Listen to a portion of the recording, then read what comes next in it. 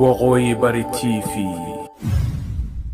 مناسبة سهر سنة لو سوء الاسمي oo ka dhacday deegaanka gobolka Sool ayaa waxa lagu caleemay saaray aqalka cusub ee beesha Awdoon Maxamuud ee Baharsame aqal Maxamed Cabdullaahi Jaamac munaasabadan ayaa waxa ka soo qayb galay garaadka guud ee gobolada Sool Sanaag iyo Cayn iyo gobolka Dool xurmad leh garaad Jaamac garaad Ali garaad Jaamac iyo chief aqal Cabdikariin Axmed Mursal waxaana si heer sare ugu horeyn u soo dhaweeyay garaadka iyo chiefka dhammaan qaybaha kala duwan ee bulshada deegaanka xulxul waxaa sidoo kale ka soo qayb galay madasha caleemasaarka siyaasiyiin uu ugu horeeyay gudoomiyaha gobolka Sool Cabdiqani Maxamuud Jiri waxaa ugu horeyn halka ka hadlay odayaashii iyo waxgaradkiisa oo qaban qaabiyay xafladda caleemasaarka waxaa sidoo kale ka hadlay uqaal iyo odayaal kala duwan oo ka kala yimid dhammaan deegaanada ku tirsan gobolka Sool iyadoo ugu dambeyn hadalka u soo xiray uqaashaas iyo waxgaradkaas chief aqal Cabdikariin Axmed Mursal caleemasaarka aqalka cusub ee Maxamed Cabdullaahi Jaamac Umar oo ay dooratay beesha Awdoon Maxamuud ay dooratay aqalka anagu waanu dooranay laakiin qabanqaabada iyo abaabulkiisa iyo kicinta abaabulkaba waxa ka qayb galay deegaanka reer xidh oo dhan gaar ahaan labada beelood ee nala dega meesha ee ah reer Sabatar iyo reer Faaraxba Maxamed Cabdullaahi Umar Aadan aqalka cusub ونن dhalinyaro isagoo nin kulansaday cilmigiibu kulansaday iyo sameyntiibu kulansaday wuxuu kala kulansaday hogaamintii waanu soo jiribnay way soo baadhay oo barata ku sameynay waxa la yaa ninkaas garab taaga waa dhalinyaro waa aqoonyahan waa ninkaas waxa la yiraahdo aad soo saarteen annaguna waa in la dooranay waa qaadanay sida maanta aanu marxaatiga ugu naadnoo soo saartaan baanu in la qaadan reer Awdoon intaasan leeyahay aqalka waxaan leeyahay aqal maanta waa lagu soo saaray ummadda lagu hor keenay dadkani waxay u baahan yihiin inaad ilaaliso iyagana kala ilaaliso adiguna aad iska ilaaliso inaan dariiqa saxa marnaba laga leexin leeyahay aqalka beesha reer Awdoon Maxamed Cabdullaahi Jaamac waanu soo dhaweynaynaa haddaanu nahay beelaha dhulbaante waanu soo dhaweynaynaa aqalka anagu saasaan ula shaqeynaa haddaanu cuqaashanahay fadhina waanu yeelanaynaa wada shaqeyna waanu yeelanaynaa waana wiil garab gala shayga sukayo meeshu garab gala inta waa idin leedahay waxaan leeyahay oo kale maal galiya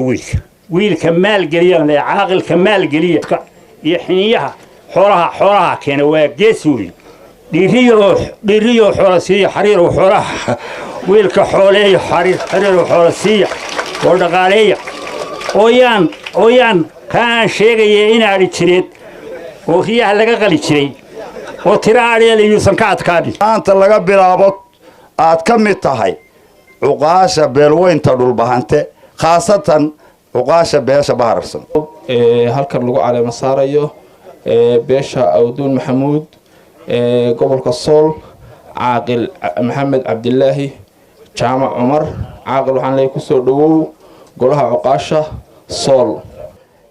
waxaan kala salaamayaa beelaha dhulbaante oo ka soo qayb galay iyagana xafladda tan oo la magacaabay dadii tahay beesha Khayr Cabdi beesha Guulaad Garaad beesha Maxamuud Ugaas iyo beelaha kale marka ugu horeysa beesha soo dooratay waxaan leenahay marka ugu horeysa aqalka waad soo doorateen haday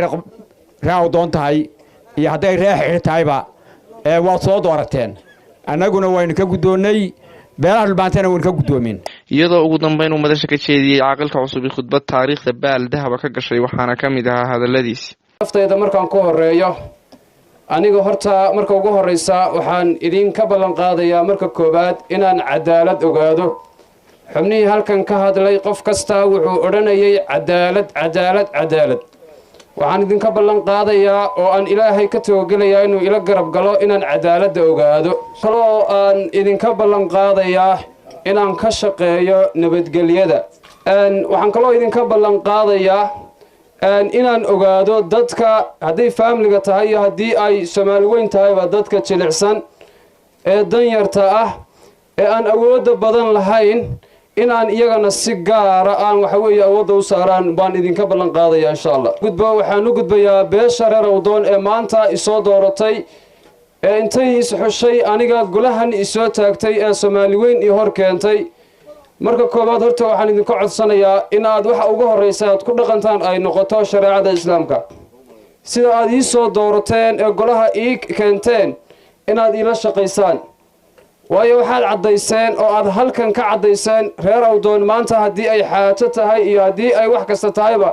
in loogu imaanayo maxamed cabdilaahi ugu dambeyn waxaa hadalka soo gunaanaday garaadka guud ee gobolada sool sanaag iyo cayn iyo gobolka doollo xurmadle garaad jaamac garaad cali garaad jaamac waxaaninaynaa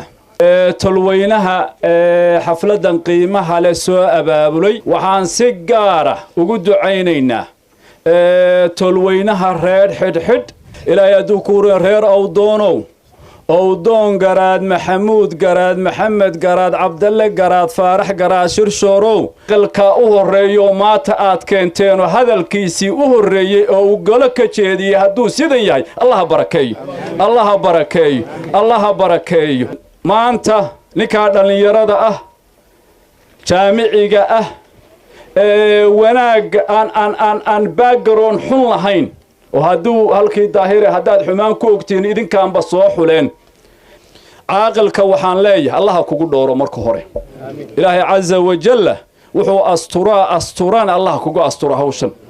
allaha kugu xafido allaha kugu ilaaliyo laba talaba tiiroon allaha kugu waafajiyo kusoo dhawow bogga aanu ku leenahay youtube-ka ee waqooyi bari t v fadlan si aad u heshid wararka ayada